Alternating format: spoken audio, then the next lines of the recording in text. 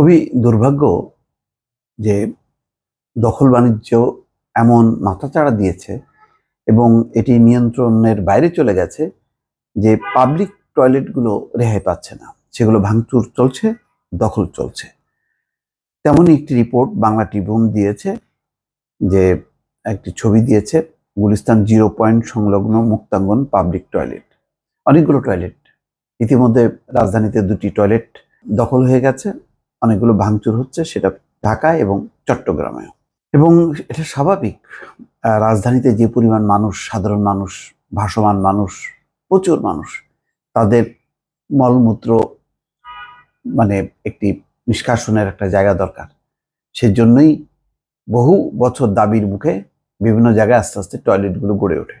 এখন সেই টয়লেটগুলো ভেঙে ফেলা হচ্ছে।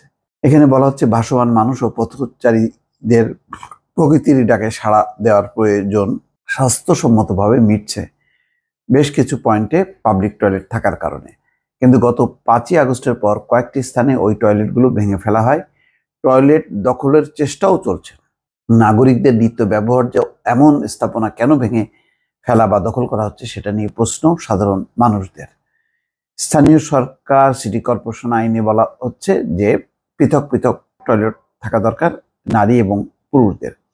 2023 সাল পর্যন্ত প্রাপ্ত হিসেবে দেখা যাচ্ছে ঢাকার মোট 133টি সচল পাবলিক টয়লেট রয়েছে। এর মধ্যে উত্তর সিটি কর্পোরেশনে 63টি এবং দক্ষিণ সিটি কর্পোরেশনে 70টি। সিটি কর্পোরেশন মালিক হলেও এসব পাবলিক টয়লেটের রক্ষণাবেক্ষণ ও ব্যবস্থাপনার দায়িত্বে রয়েছে বেশ কিছু বেসরকারি সংস্থা বা এনজিও। আচ্ছা, গেল এর মধ্যে 2 শহরে টয়লেটে হামলা। ওয়াটার এইড কর্তৃপক্ষ বলছে, জুলাই মাসের গণঅভ্যুত্থানের সময় ঢাকা ও চট্টগ্রামে তাদের বেশ কয়েকটি টয়লেটে হামলা ও দখল হয়। হামলাকারীরা গেট ভেঙে টয়লেটে ঢুকে ব্যাপক ভাঙচুর করে। তারা সব মূল্যবান মালামাল খুলে নিয়ে গেছে।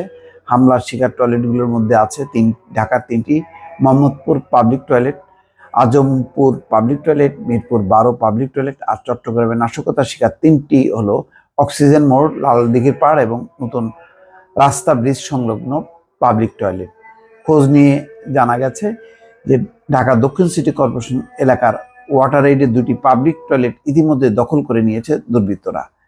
টয়লেট 2টি হলো 0 পয়েন্ট সংলগ্ন মুক্তাঙ্গন পাবলিক টয়লেট এবং পীর ইয়ামিনী মার্কেট সংলগ্ন ওসমানী উদ্যান 1-এর পাবলিক টয়লেট। সংশ্লিষ্ট থানায় এই বিষয়ে জিডি করেছে। ইতিমধ্যে ঢাকা দক্ষিণ সিটি কর্পোরেশন সহায়তায় টয়লেট 2টি উদ্ধারের চেষ্টাও চালানো হচ্ছে। টয়লেট দখলে একটা গোষ্ঠীর তৎপরও আছে। তাহলে কি হবে? এই পাবলিক টয়লেটও যদি দখল করা হয়, তাহলে এইসব পাবলিক টয়লেট দখল করে সেখানে মার্কেট হবে? নগরবাসীর প্রয়োজনে যেখানে আরো বেশি টয়লেটের সংখ্যা বাড়ানো দরকার এবং স্বাস্থ্যসম্মত মানসম্পন্ন, সেখানে উল্টা ভাঙচুর করা হয়েছে, অনেকগুলো ধ্বংস করা হয়েছে এবং এখন হলো দখল করা হচ্ছে। এগুলো কিসের আলামত? দর্শক ভালো থাকবেন, আল্লাহ হাফেজ।